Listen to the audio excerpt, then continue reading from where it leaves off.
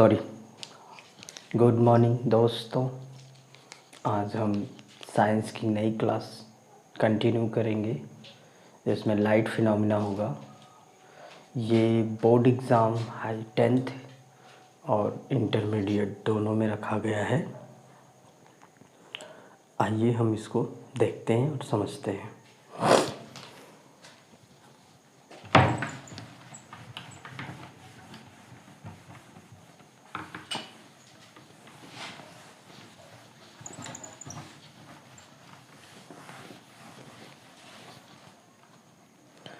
आज हम साइंस में फिजिक्स देखेंगे। फिजिक्स में लाइट फिनोमिना। Physics lights.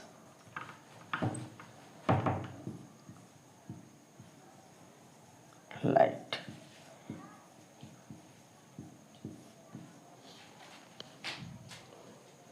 सबसे पहले देखते हैं लाइट क्या है, डेफिनेशन क्या है, लाइट का काम क्या है, पर्पज लाइट से क्या हो सकता है। ठीक,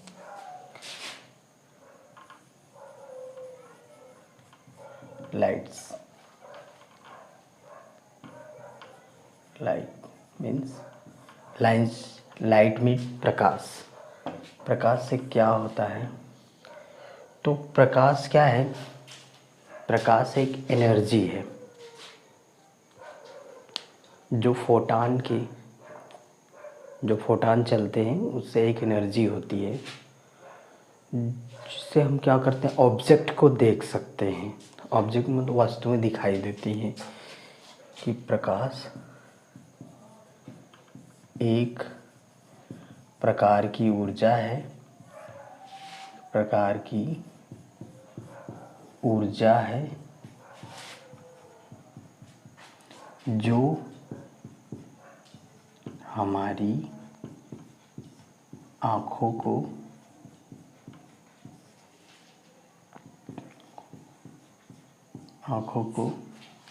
संवेदित करती है,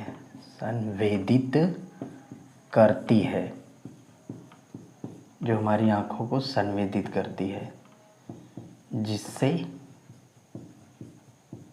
हम वस्तुओं को देख पाते हैं, वस्तुओं को देख पाते हैं, जिससे हम वस्तुओं को देख पाते हैं। मतलब लाइट एक प्रकार की ऊर्जा होती है जिससे हम वस्तुओं को देख सकते हैं। जैसे रात में क्या दिखाई देगा? कुछ भी नहीं, लेकिन हम टार्च, ट्यूबलाइट, बल्ब, मोमबत्ती, कैंडल्स के सहारे हम वस्तुओं को देख सकते हैं। रात में भी, दिन में सूर्य निकलने से ही उजाला होता है, मतलब प्रकाश होता है। प्रकाश से हमको आसपास की वस्तुएं दिखाई देने लगती हैं। मतलब लाइट क्या है?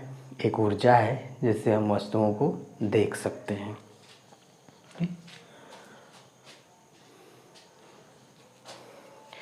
अब हम इसको देखते हैं प्रकाश के गुण,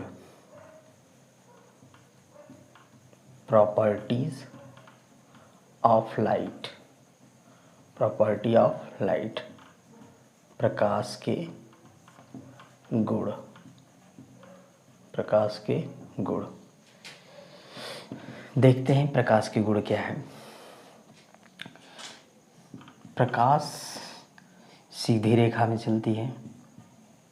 प्रकाश मूव इन स्ट्रेट लाइन। प्रकाश सीधी रेखा में चलती है।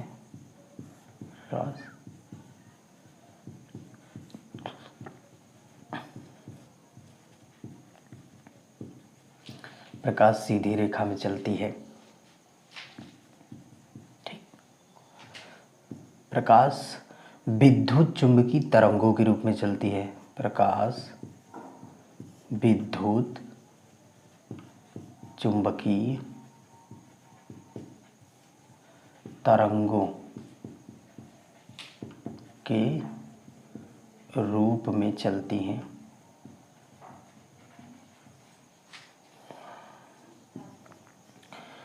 प्रकाश की चाल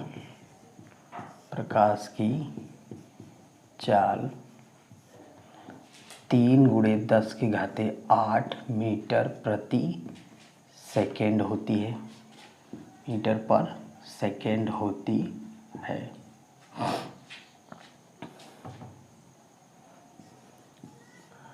प्रकाश में कुछ प्रॉपर्टीज होती है, जैसे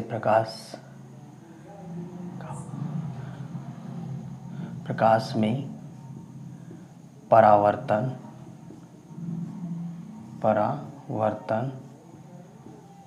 अपवर्तन,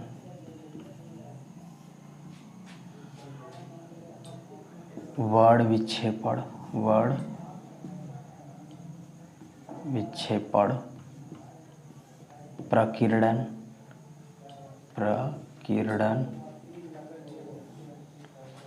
प्रकीर्णन, प्रकाश में परावर्तन, अपवर्तन, वर्ण विक्षेपण, प्रकीर्णन,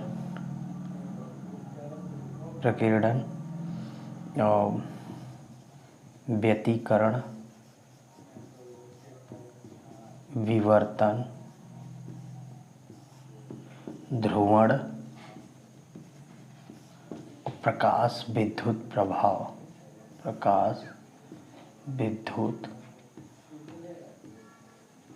प्रभाव जैसी घटनाएं होती हैं।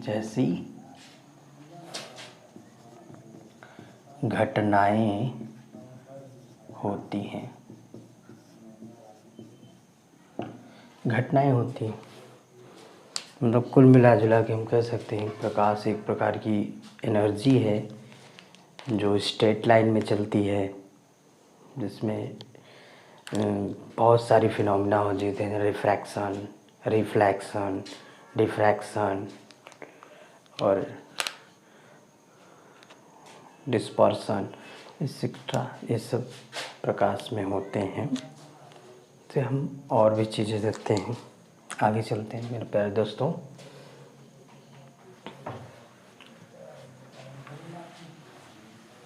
देखते हैं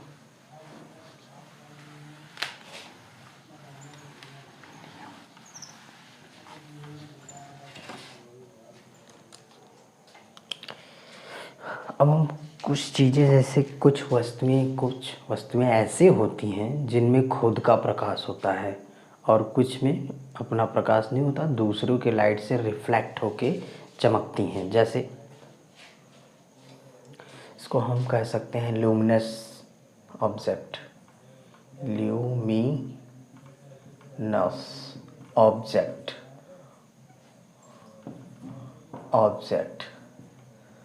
प्रदीप्त वस्तुएं, प्रदीप्त या दीप्त वस्तुएं, मतलब वे वस्तुएं जिनमें अपना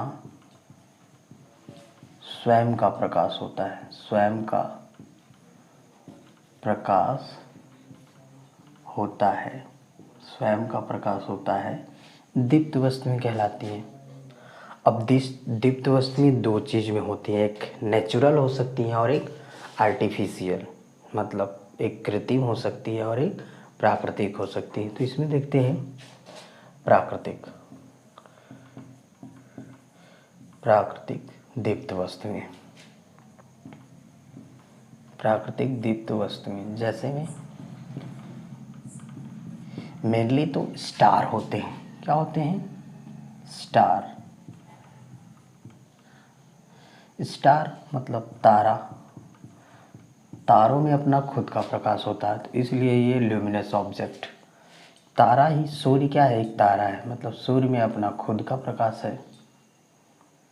ठीक, ये है नेचुरल, मतलब नेचुरल। और कुछ होती हैं कृत्रिम वस्तुएं, लेकिन दीप्त होती हैं, कृत्रिम दीप्त वस्तुएं। कृत्रिम दीप्त वस्तुएं, इसको बोल सकते हैं आर्टिफिशियल, आर्टिफिशियल, आर्टिफिशियल ऑब्जेक्ट्स। इसमें क्या हो सकता है, जैसे लालटेन, लालटेन, लालटेन हो सकता है, मोमबत्ती, मोमबत्ती, विद्युत बल्ब, विद्युत बल्ब, टार्च, टार्च एक्सेट्रा, बहुत सारे हो सकते हैं। ये आर्टिफिशियल इसको बनाया जाता है और ये नेचुरली है। सूर्य और कुछ नहीं बल्कि एक तरह का क्या है, स्टार है।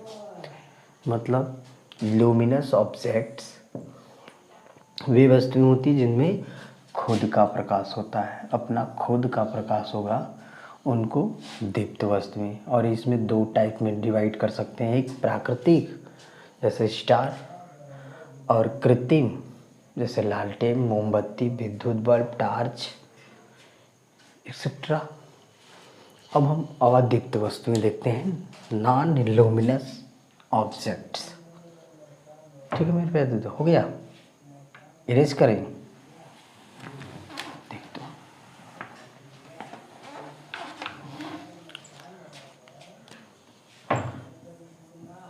नॉन ल्यूमिनस ऑब्जेक्ट्स, अदीप्त वस्तुएं, अदीप्त वस्तुएं, अदीप्त वस्तुएं, अदीप्त वस्तुएं। इसमें क्या है, वे वस्तुएं, वे वस्तुएं जिनमें स्वयं का प्रकाश नहीं होता है, स्वयं का प्रकाश नहीं होता है, नहीं होता है, नहीं होता है, दूसरों के प्रकाश से परावर्तित होकर चमकते हैं, दूसरों के प्रकाश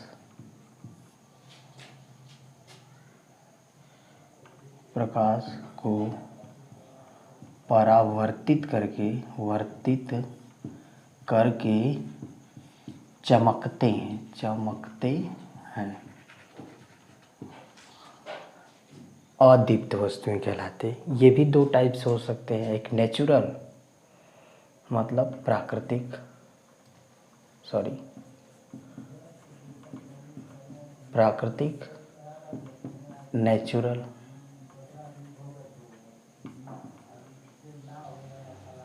और एक आर्टिफिशियल, आर्टिफिशियल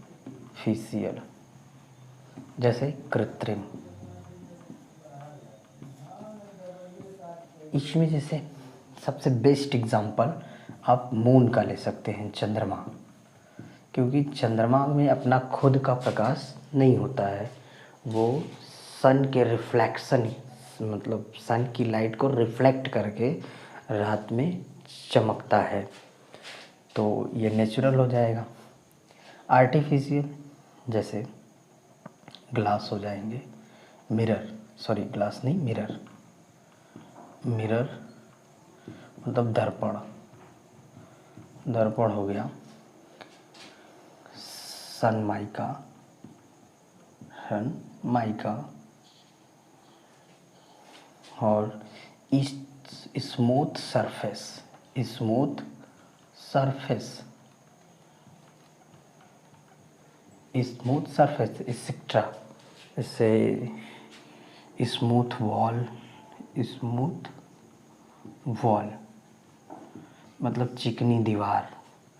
ये सब भी क्या करते हैं, लाइट को रिफ्लेक्ट करके चमकदार दिखाई देती हैं, तो ऐसे को हम बोल सकते हैं कृत्रिम अदीप्त वस्तुएं। ठीक है मेरे प्यारे दोस्तों, क्लियर? आगे देखते हैं, चलें आगे, ठीक है।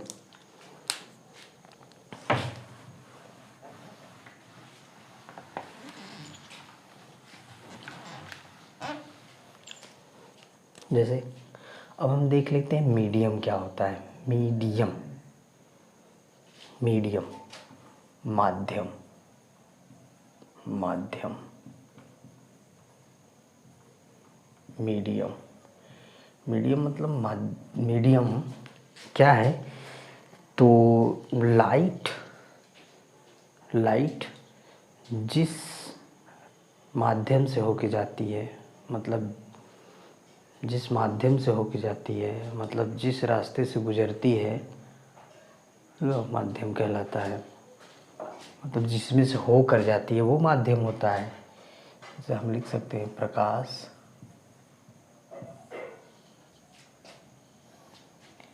जिसमें से गुजरती है, प्रकाश जिसमें से होकर गुजरती है, गुजरती है, माध्यम कहलाता है। माध्यम, माध्यम कहलाता है, माध्यम कहलाता है। माध्यम देख सकते हैं, एक हो सकता है पारदर्शी, एक अपारदर्शी, एक अल्प पारदर्शी। पारदर्शी, अपारदर्शी और अल्प पारदर्शी देखते हैं।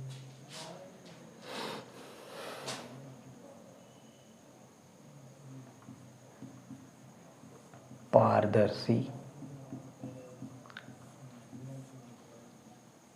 अपारदर्शी, पारदर्शी,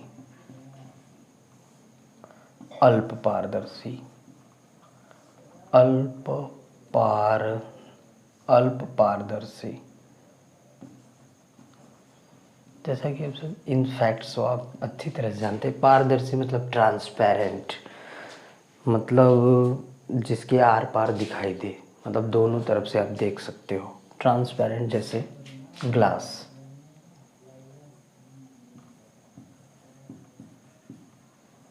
ग्लास मतलब ग्लास हो गया। कांच, कांच, कांच हो गया। और एयर हो गई, वायु, ठीक ना, एयर हो गई। वाटर हो गया, पानी, जल। जल में भी हम आर पार देख सकते हैं। इनफैक्ट वो रखा जाए किस बर्तन में रखा हुआ है, कि कुछ होते हैं जो आर पार दिखाई नहीं देते हैं। जैसे वॉल, दीवार, दीवार के आर पार दिखाई नहीं दे सकता, दीवार के आर पार नहीं दिखाई दे सकता है, दीवार हो जाएगा। और बहुत सारे एग्जाम्पल है। ब्रिक्स, ब्रिक्स, दीवार हो गया, ब्रिक्स हो गई। और माउंटेन हो गया, माउंटेन, ठीक, एक्सेट्रा। अल्प पारदर्शी मतलब थोड़ा थोड़ा दिखाई देगा, मतलब हल्का फुल्का धुंधला दिखाई देगा। तो जैसे में घिसा हुआ कांच, घिसा हुआ कांच हो गया।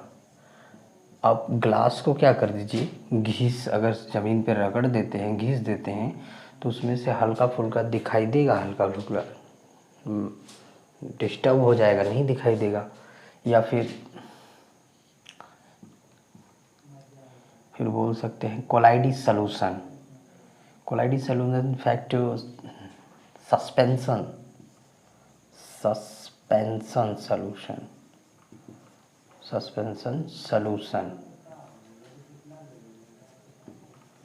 सस्पेंशन सॉल्यूशन, निलंबन, मतलब आप कह सकते हैं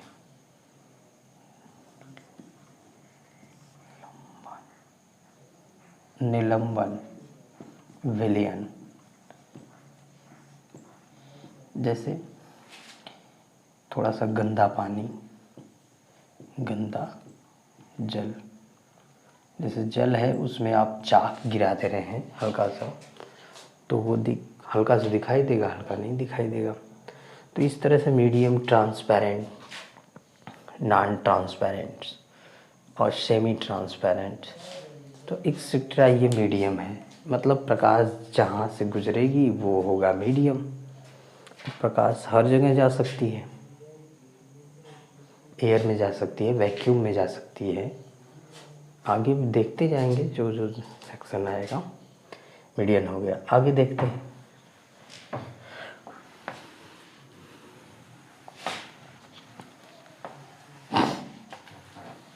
मेरे प्यारे दोस्तों, हम देखते हैं किरण, ray of light, ray of light, प्रकाश की किरण।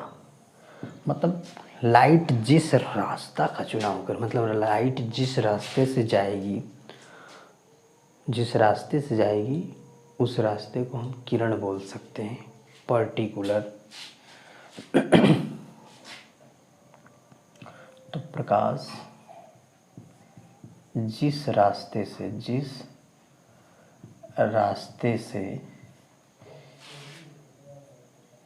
जाती है,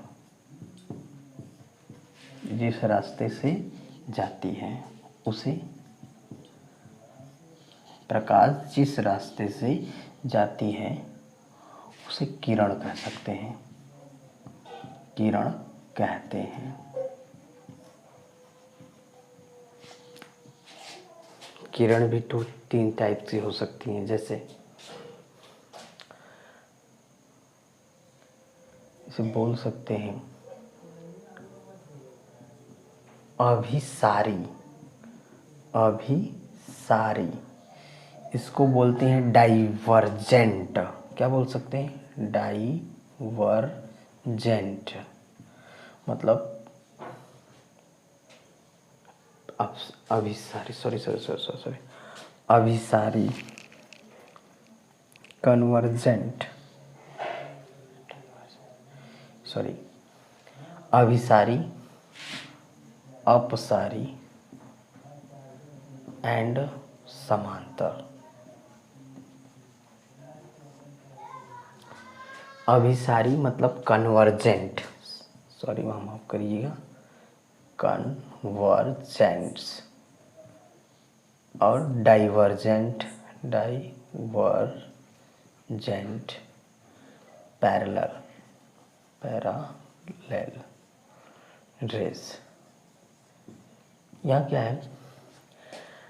अभिसारी मीन्स किसी वन पॉइंट पे कलेक्ट होंगी आके। यहाँ से रे आ रही है, ये रे आ रही है और ये रे आ रही है, एट पॉइंट कलेक्ट होंगी। जिस पॉइंट पे, किसी एक पॉइंट पे इकट्ठा हो रही है तो उसको अभिसारी नेचर बोलते हैं, कन्वर्जेंट। ठीक। और अगर एट एक पॉइंट से निकल कर फैल रही हैं, मतलब डाइवर्जेंट नेचर, ये निकल रही है, इनफैक्ट ये निकल रही है, ये एक पॉइंट से वो एक्सक्रेट हो रही है, मतलब फैल रही है, तो ऐसे को हम अपसारी या डाइवर्जेंट नेचर बोल सकते हैं। और अगर ओरिजिन मतलब रिसोर्स बहुत दूर है, रिसोर्स बहुत दूर है, तो हम पैरेलल ले सकते हैं। रे क्या हो सकती है? पैरेलल। तो इसको हम पैरेलल रे ले सकते हैं। तो आई होप मेरे प्यारे दोस्तों यहाँ तक आप समझ पाए होंगे। हम आगे देखते हैं, एक एक फिनोमेना को अच्छे से क्लियर करते हैं। जैसे अभी हम बताए हैं, लाइट में क्या हो सकता है? रिफ्लेक्शन हो सकता है, रिफ्रैक्शन हो सकता है, फिर इसके बाद वो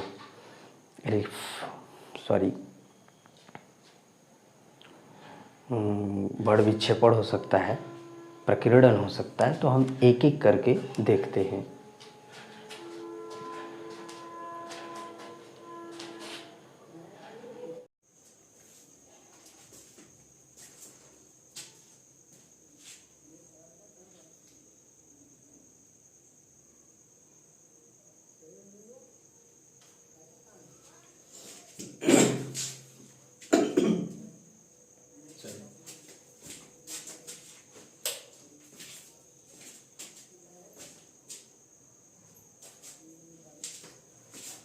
हेलो एवरीवन, गुड मॉर्निंग।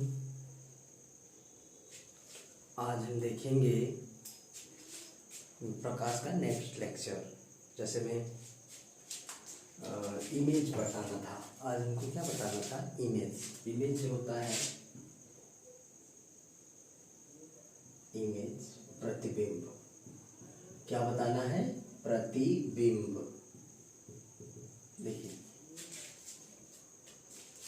प्रतिबिंब क्या होता है कि जब प्रकाश की किरणें किसी चिकने पृष्ठ से टकराकर या फिर लेंस से अपवर्तित होकर जिस स्थान पर मिलती हैं या मिलती हुई प्रतीत होती हैं, ठीक है। जब प्रकाश की किरणें किसी दर्पण से परावर्तन के बाद और लेंस से अपवर्तन के बाद जिस बिंदु पे मिलती हैं या मिलती हुई प्रतीत होती हैं, उसे हम उसे हम प्रतिबिंब कहते हैं। प्रतिबिंब कहते हैं, ठीक।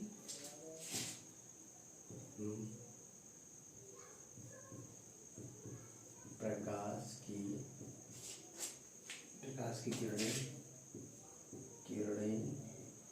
जब प्रकाश की किरणें किसी दर्पण से परावर्तन के बाद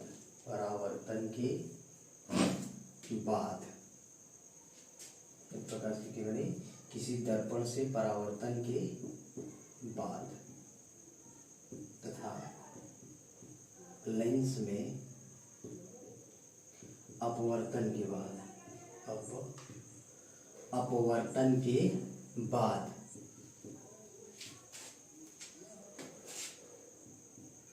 जिस स्थान पर मिलती हैं या मिलती हुई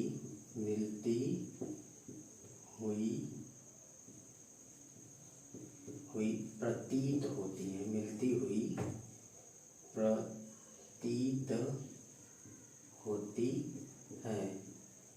मिलती हुई प्रतीत होती हैं, उसे प्रतिबिंब कहते हैं।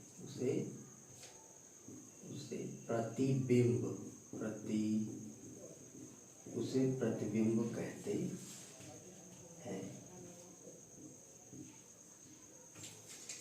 मेरे प्यारे दोस्तों, जैसे प्रकाश की किरण दर्पण से टकराने के बाद, मतलब दर्पण से परावर्तन के बाद और लेंस से अपवर्तन के बाद जिस बिंदु पर मिलती हैं या मिलती हुई प्रतीत होती हैं, उस बिंदु को या उस जगह पे प्रतिबिंब बनता है। और प्रतिबिंब दो टाइप के बन सकते हैं। जैसे में एक होता है वास्तविक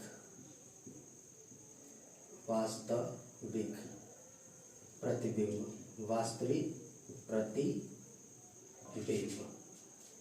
इसको हम कह सकते हैं रियल इमेज।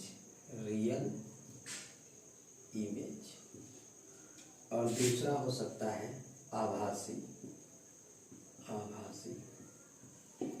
प्रतिबिंब।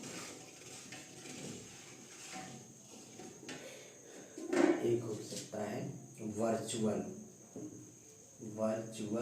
इमेज।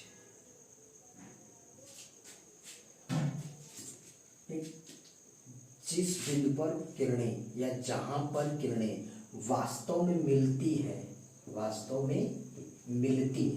जहां पर मिलती हैं, वहां पर जो प्रतिबिंब बनेगा उसको हम वास्तविक प्रतिबिंब कहेंगे। और जहां पर मिलती हुई प्रतीत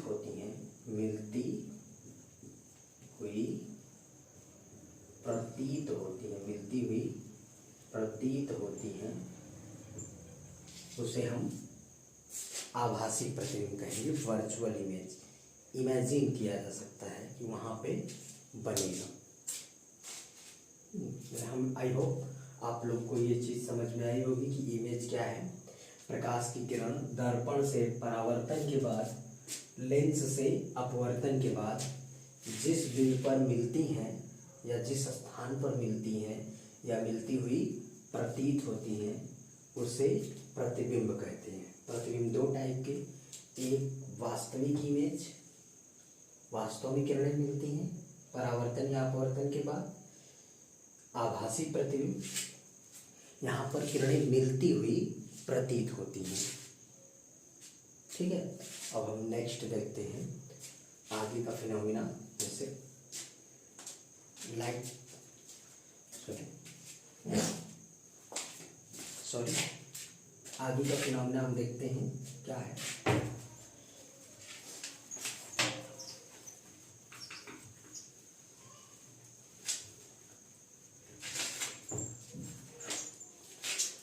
मेरे प्यारे बच्चों, अब इसके बाद हम देखते हैं, क्योंकि हमको परावर्तन पढ़ना है, तो जनरली परावर्तन दर्पण पे होता है, मतलब मिरर पे। तो हम परावर्तन देखने से पहले हम दर्पण को जान लेते हैं। लेकिन अब परावर्तन को भी समझ लीजिए, परावर्तन समझने के बाद फिर दर्पण टॉपिक स्टार्ट करेंगे। देखिए परावर्तन क्या होता है। परावर्तन, सॉरी प्रकाश का परावर्तन, प्रकाश का परावर्तन, reflection of light, reflection of light, reflection of light. हम बोल सकते हैं प्रकाश की डेफिनेशन में, परावर्तन की डेफिनेशन में बोल सकते हैं कि जब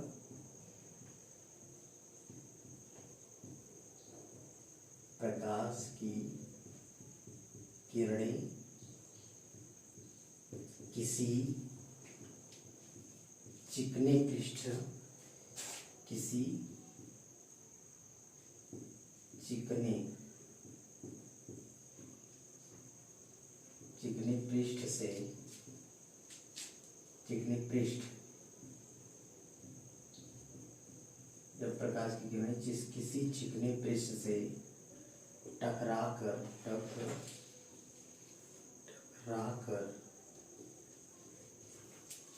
किसी चिकने पृष्ठ से टकराकर उसी माध्यम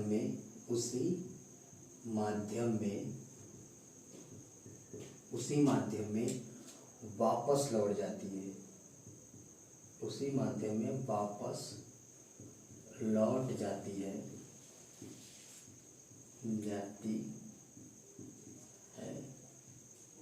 फिर से देखते हैं। जब प्रकाश की किरणें किसी चिकने पृष्ठ दर्पण से टकराकर उसी माध्यम में वापस लौट जाती है, तो प्रकाश की इस फिनोमिना, मतलब इस घटना को प्रकाश का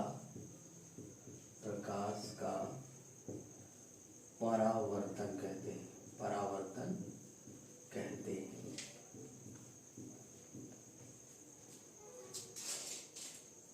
ठीक है मेरे प्यारे दोस्तों, जैसे क्या है कि जब प्रकाश की कोई किरण किसी चिकने पृष्ठ से टकराकर उसी माध्यम में, उसी मीडियम में वापस लौट जाती है, तो ये प्रकाश की इस घटना को हम बोलते हैं कि प्रकाश का परावर्तन।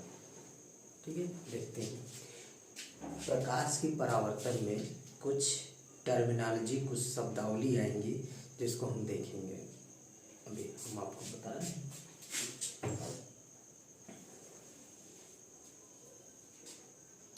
जैसे ये एक प्रकाश की किरण आएगी, इसको हम बोलते हैं आपतित किरण, आपतित किरण, या इसको बोल सकते हैं इंसिडेंट रे, इंसिडेंट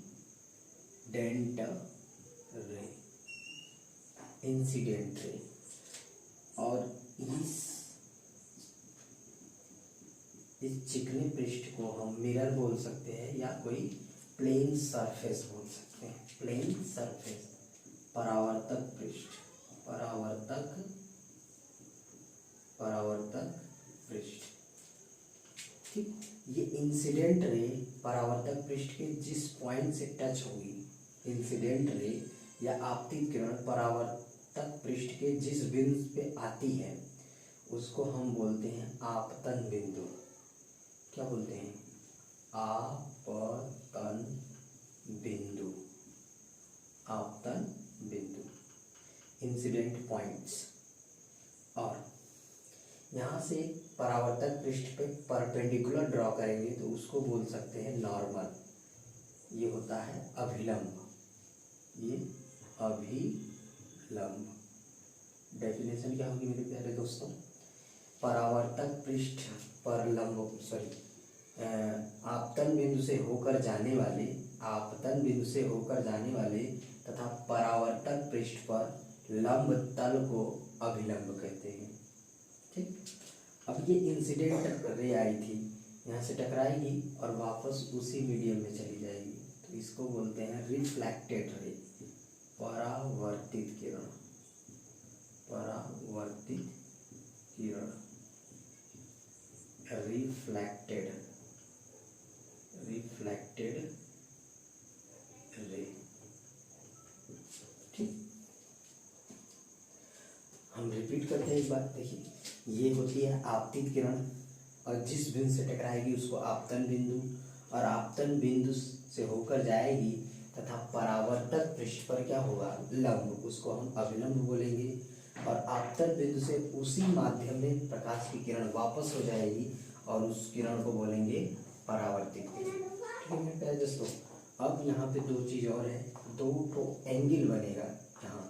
देखिए, अभिलंब है, अभिलंब से और इंसिडेंट रे मतलब आपतित किरण के बीच में कोण बनता है जिसको हम बोल सकते हैं, एंगल बनता है जिसको हम बोल सकते हैं आपतन कोण, इंसिडेंट एंगल, आपतन कोण। ठीक है मेरे प्यारे दोस्तों। और नॉर्मल और परावर्तित किरण के बीच में एक कोण बनेगा जिसको अपवर्तन कोण बोलेंगे। क्या बोलते हैं? Reflected angle.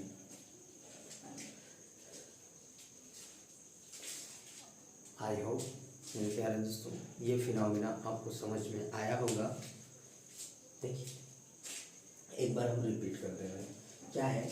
कोई प्लेन सरफेस होगा या फिर मिरर होगा, प्लेन सरफेस या मिरर। अब इस पे कोई प्रकाश की किरण किसी एंगल पे आ रही होगी, तो जिस पॉइंट्स पे आएगी उसको हम आपतन बिंदु बोलते हैं, इंसिडेंट पॉइंट्स। जिस पॉइंट्स पे आएगी और उससे प्लेन मिरर से टकरा कर वो उसी मीडियम में वापस लौट जाती है, तो इस घटना को हम बोल सकते हैं रिफ्लेक्शन ऑफ लाइट, प्रकाश का परावर्तन। ठीक है मेरे प्यारे दोस्तों। अब आपतित किरण और अभिलंब के बीच में जो एंगल बनेगा उसको हम बोल सकते हैं आपतन कोण, और परावर्तित किरण और अभिलंब के बीच में जो कोण बनेगा उसको परावर्तन कोण। ठीक है मेरे दोस्तों। हम आगे की फिनोमेना देखते हैं, जैसे परावर्तन के नियम। परावर्तन के नियम क्या होता है?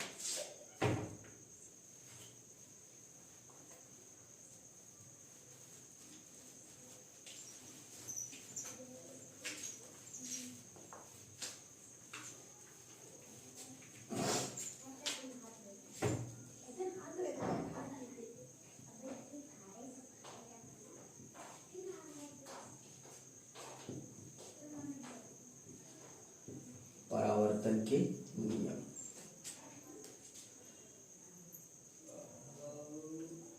Law of reflection, law of reflection, law of reflection. मेरे प्यारे दोस्तों, परावर्तन के दो नियम, जिसमें से हम पहला बोल सकते हैं, या फिर हमको पहला और दूसरा नंबरिंग करने से कोई मतलब, नियम क्या होते हैं? तो पहला नियम हम बोल सकते हैं कि अगर कहीं से भी प्रकाश का परावर्तन हो रहा हो तो दो चीज़ें मिलनी चाहिए। पहली कि इंसिडेंट एंगल और रिफ्लेक्टेड एंगल बराबर होने चाहिए। फिर से रिपीट कर रहा हूँ, आपतन कोण और परावर्तन कोण बराबर होने चाहिए, पहला रूल। तो पहला है आपतन कोण क्या होनी चाहिए? परावर्तन कोण के बराबर, परावर्तन कोण के बराबर, आप इसको पहला मान सकते हो। मतलब incident angle equal to reflected angle, angle I equal to angle R. दूसरा फिनोमिना मतलब दूसरा रूल्स क्या है, नियम क्या है कि दूसरा नियम हम बोल सकते हैं मेरे प्यारे दोस्तों कि आपतित किरण और परावर्तित किरण, आपतित किरण और परावर्तित किरण तथा आपतन बिंदु पर खींचा गया अभिलंब तीनों एक समतल में होते हैं। आई रिपीट, आपतित किरण, परावर्तित किरण तथा आपतन बिंदु पर खींचा गया अभिलंब तीनों एक ही समतल में होते हैं, एक ही तल में होते हैं। यहाँ पे राइट कर देंगे।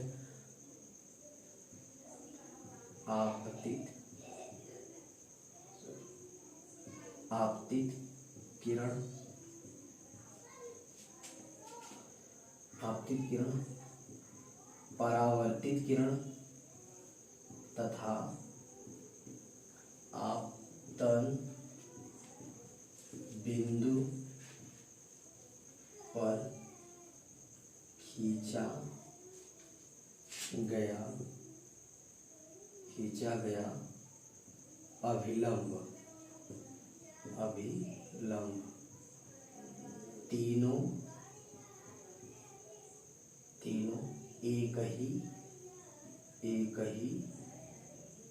एक ही तल या बोल सकते हैं समतल, एक ही तल में होते हैं। एक ही तल में होने का मेरे प्यारे दोस्तों,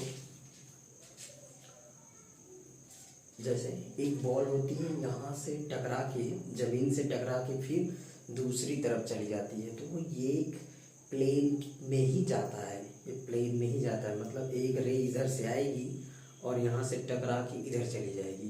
मतलब कुल मिला जुला के देखेंगे तो यहाँ से एक वर्टिकल प्लेन बनेगा, इधर से आएगी और टकरा के इधर चली जाएगी।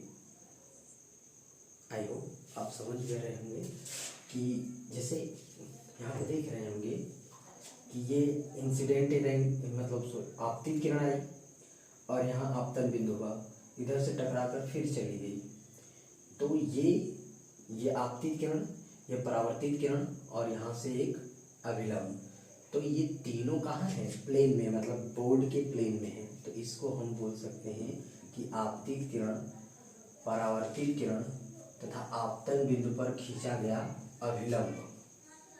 फिर से देखिए, आपतित किरण, परावर्तित किरण तथा अभिलंब तीनों एक समतल में होते हैं। एक दूसरा नियम है कि आपतन कोण सदैव परावर्तन कोण के बराबर होता है।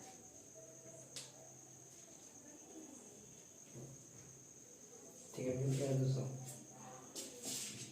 आई होप कि आपको ये परावर्तन का कंसेप्ट समझ में आया होगा।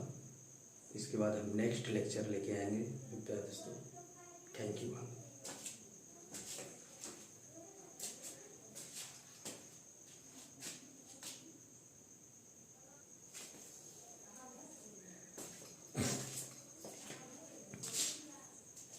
आइए मेरे प्यारे दोस्तों, हम आज आगे की क्लास कंटिन्यू करते हैं और आज हम पढ़ेंगे मिरर। मिरर के बेसिकली क्या होता है, मिरर बेसिकली क्या होता है, कांच का टुकड़ा होता है, कांच होता है जिसके हम एक तरफ क्या करते हैं, एक तरफ हम कलई कर देते हैं, कलई मतलब पालिश जैसा कुछ कलई कर देते हैं, और दूसरी तरफ ताकि परावर्तक बन जाए, एक तरफ कलई करके दूसरे पृष्ठ को हम परावर्तक बना देते हैं। तो ऐसे बनता है दर्पण। और दर्पण दो टाइप के हो सकते हैं, एक स्फेरिकल मतलब गोलीय दर्पण और एक प्लेन मतलब प्लेन मिरर, एक समतल दर्पण। तो आइए देखते हैं सर।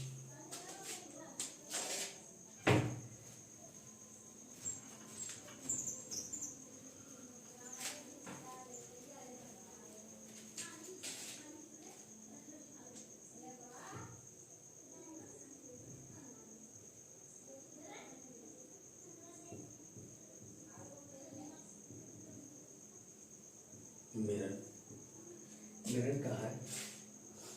देखिए मेरे प्यारे दोस्तों, कह सकते हैं मिरर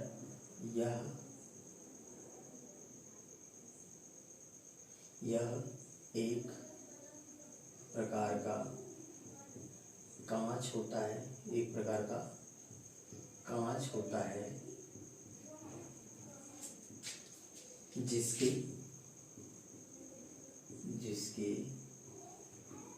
एक पृष्ठ पर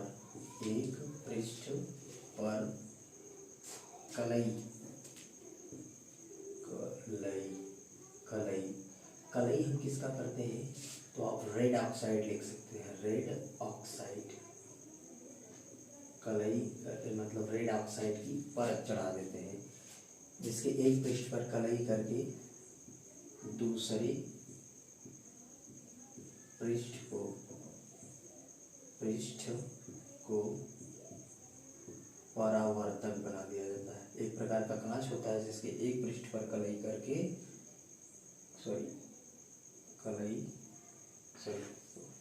एक पृष्ठ पर कलई करके दूसरे पृष्ठ को परावर्तक बना दिया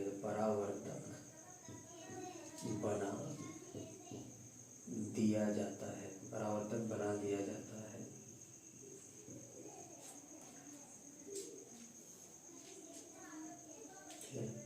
फिर से देखते हैं, दर्पण क्या है कि एक प्रकार का कांच होता है जिसके एक पृष्ठ पर कलई मीन्स रेड ऑक्साइड की परत चढ़ा देते हैं।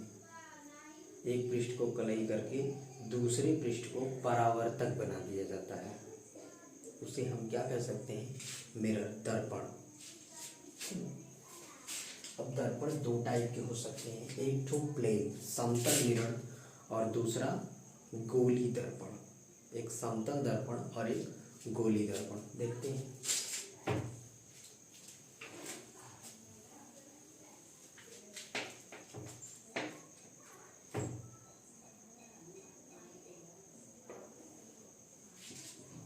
हम इसका फ्लो डायग्राम देख सकते हैं। जैसे प्लेन मिरर, समतल दर्पण, और एक होता है स्फेरिकल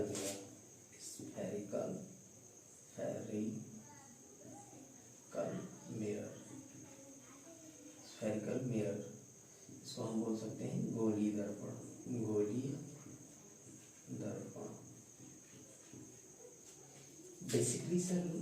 बेसिकली क्या होता है कि समतल मिरर को board exam high school and board exam intermediate में कम रखा गया है और एक दो टॉपिक 1-2 नंबर का पूछ लिया जाता है। बेसिकली हाई स्कूल और इंटर के जो मार्क्स आते हैं या जो सिलेबस रखा गया है वो गोली दर्पण है, स्फेरिकल मिरर है। जैसे में आप पढ़ चुके हैं या फिर नाम जानते हैं, एक होता है अवतल दर्पण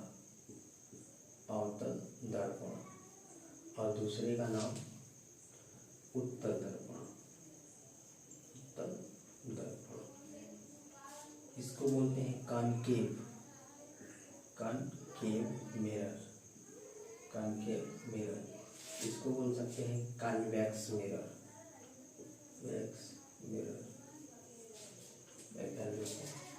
स्फेरिकल मिरर को हम 2 टाइप में डिवाइड कर सकते हैं, अवतल दर्पण कॉनकेव और उत्तल दर्पण कॉन्वेक्स मिरर। सेम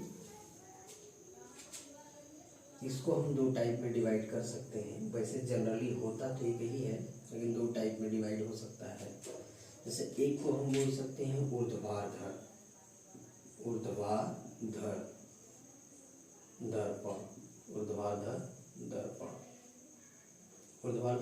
इसको हम vertical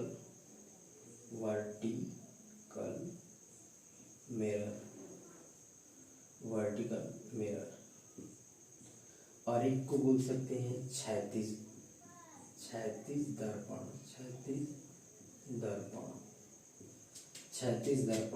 horizontal mirror, horizontal mirror, या फिर इसको बोल सकते हैं वाटर इमेज, जल प्रतिबिंब, या क्या बोल सकते हैं जल प्रतिबिंब।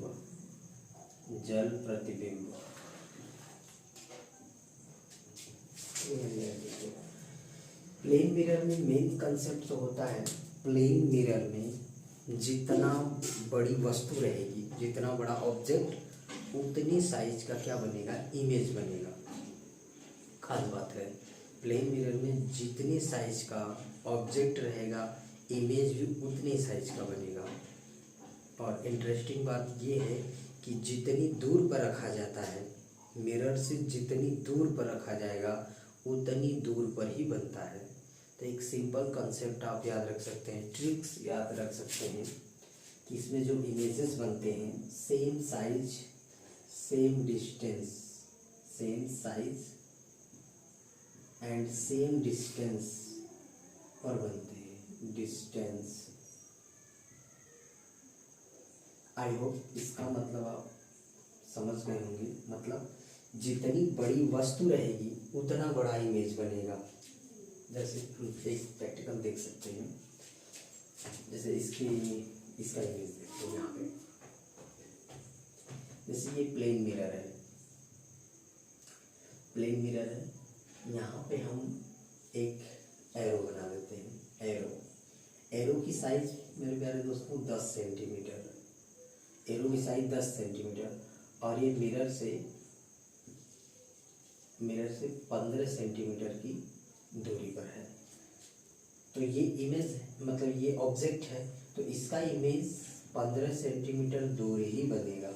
तो पहली चीज सेम डिस्टेंस पर बनेगा। दूसरी बात ये सेम साइज का बनेगा। अगर ये 10 सेंटीमीटर का है तो ये भी मेरे प्यारे दोस्तों 10 सेंटीमीटर का ही इमेज बनेंगे। तो आई होप आपको ये सेम साइज सेम डिस्टेंस का कंसेप्ट समझ में आया होगा।